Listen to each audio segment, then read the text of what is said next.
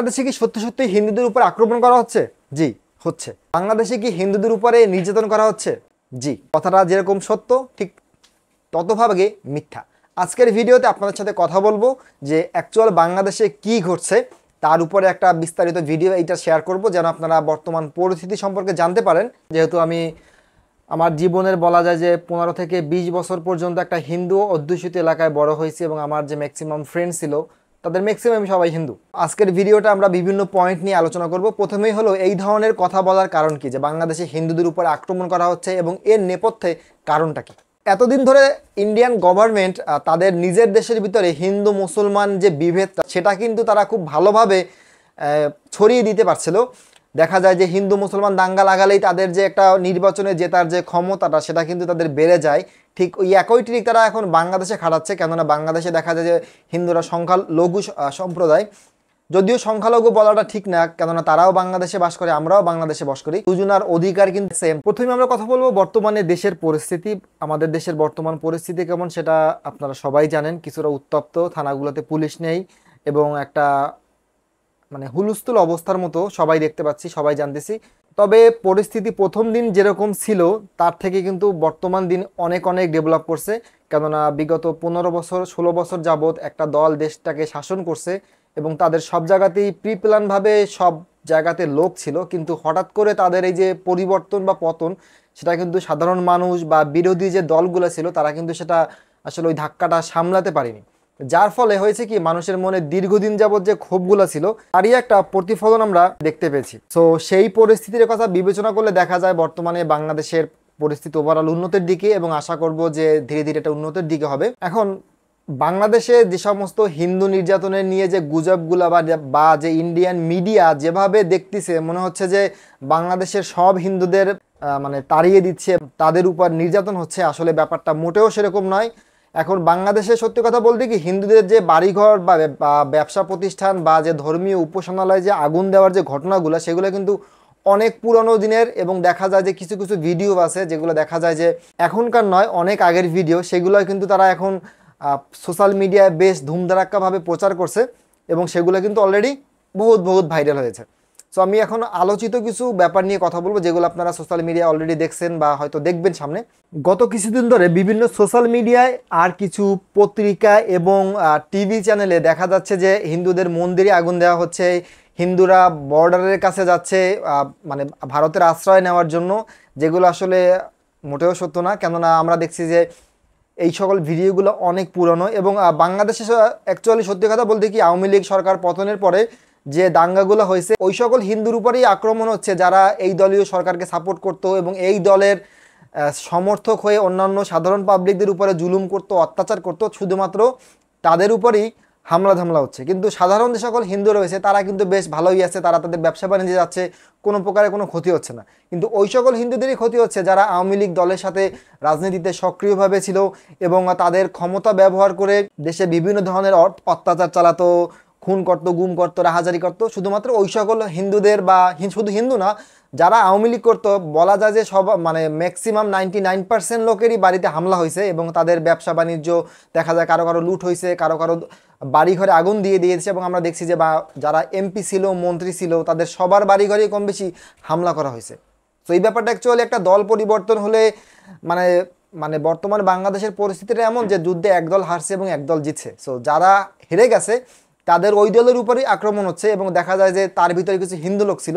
So ব্যাপারটা আসলে সবাই ওইভাবে প্রচার করতেছে। একবারেই যে বাংলাদেশে হিন্দুদের উপরে কোনো কিছু বলা হচ্ছে না, ব্যাপারটা সেরকমই নয়, তবে হচ্ছে কিন্তু তারা ওই সকল লোকদের যারা আওয়ামী লীগ সরকারকে সাপোর্ট করতো। এখন কথা হলো কেন এই গুজবটা ছড়ানো হচ্ছে, এতে বেনিফিটটা কি? এতে বেনিফিট অ্যাকচুয়ালি কোনো কিছুই নাই, শুধুমাত্র একটা দাঙ্গা হাঙ্গামা বা বাধার জন্য, যেটা আমরা যুগের পর যুগ ধরে এই উপমহাদেশে দেখে আসছি যে হিন্দু মুসলমান দাঙ্গা আমরা ভারতেও ইতিপূর্বে দেখেছি যে ওই রকম দাঙ্গায় অনেক অসংখ্য লোক মারা যায়। এবং ওই রকম একটা দাঙ্গা যদি এখন বাংলাদেশে বাঁধিয়ে দেওয়া যায় কোনোভাবে, তাহলে বাংলাদেশের যে রাজনৈতিক পরিস্থিতি সেটা আরও খারাপের দিকে যাবে। যেহেতু দেশের এখন পর্যন্ত ম্যাক্সিমাম থানাগুলোই ভালোভাবে চালু হয় না, এই কাজে বুঝতে পারছেন যে একটা কুচক্রী মহল তারা চাচ্ছে কি হিন্দু মুসলমান দাঙ্গা বাঁধিয়ে দিয়ে একটা তাদের স্বার্থটা হাসিল করা যায় নাকি সেটা পূরণ করার জন্য।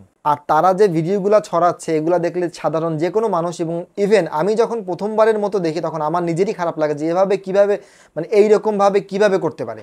কিন্তু ওই ভিডিওগুলো যখন দেখলাম তখন তো আসলে আমরা বিবিসির কিছু নিউজ দেখলাম, তারপরে বাংলাদেশের যে পত্রপত্রিকা আছে, ইভেন ইন্ডিয়ার যে মিডিয়া আছে কিছু কিছু, তারাও বলছে যে এগুলো কিন্তু পুরোপুরি মিথ্যা।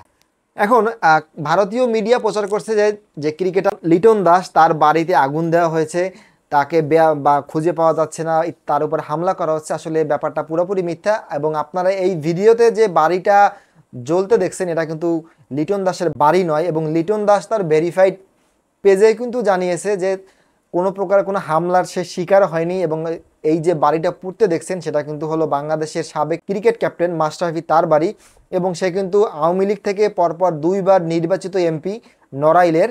সো তার বাড়ি পুরানো হয়েছে, কেননা সাধারণ মানুষের আওয়ামী লীগের প্রতি যে ক্ষোভটা ছিল এবং বিরোধী দল যারা ছিল তাদেরও আওয়ামী লীগ সরকার দীর্ঘদিন যাবৎ একটা মানে চাপিয়ে রাখছিল, দমিয়ে রাখছিল, তার যে একটা বহিঃপ্রকাশ, তার হিসাবে বাংলাদেশে শুধু মাশরাফির বাড়ি নয়, যত আলোচিত এমপি আছে, মন্ত্রী আছে এবং আওয়ামী লীগের যত অফিস আছে কম বেশি সব জায়গাতেই হামলা হয়েছে।